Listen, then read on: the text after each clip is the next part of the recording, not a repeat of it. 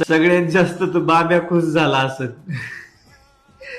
बिचाऱ्याच्या नाजायज साम्राज्याला डायरेक्ट सुरुंग लावण्याचं काम केलं. तर अकाउंट बंद करण्यासाठी याने PR खरेदी केला होता. PRचे व्हिडिओ बनवत होता. त्या साखर आयुक्ताला गळ्यात पट्टा बांधून कुत्र बनवलं. कुत्र.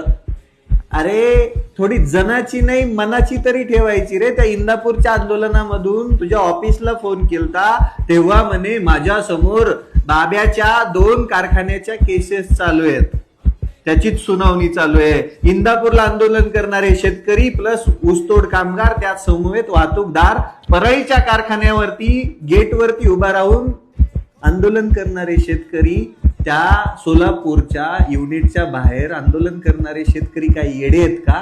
त्यांना जर पैसे भेटले असते तर ते आंदोलन करायला काही येडे म्हणून गेले असते का उघडे होऊन? अरे लाजा रे, जरा लाजा, थोडीशी नैतिकता ठेवा. बिंडोक बांडगुळांनो, पैसे म्हणजे सर्व काही नसतं. तुमची लेकरं लोळी पांगळी जन्मतील रे.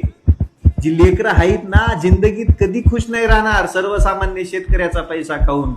साखर आयुक्ताला इकात घेतलं, इकात, आणि त्याला प्रश्न विचारण्यात काही बोलायचीच गरज नाहीये.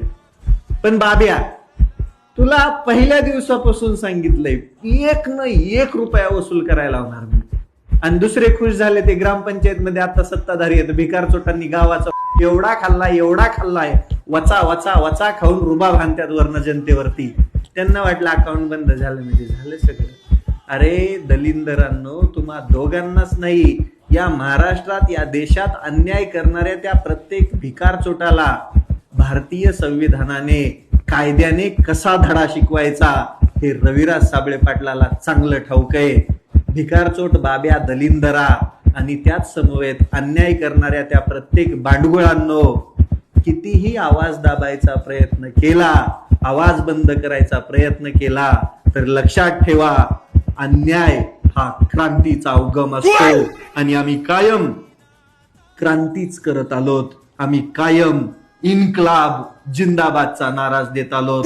त्यामुळं बाब्या, पाठव अजून पोलीस. बाब्या, पाठव अजून तुझे गुंड. बाब्या, कर, घे का तू सगळी सिस्टीम. तुला आम्ही नाही जगू देणार.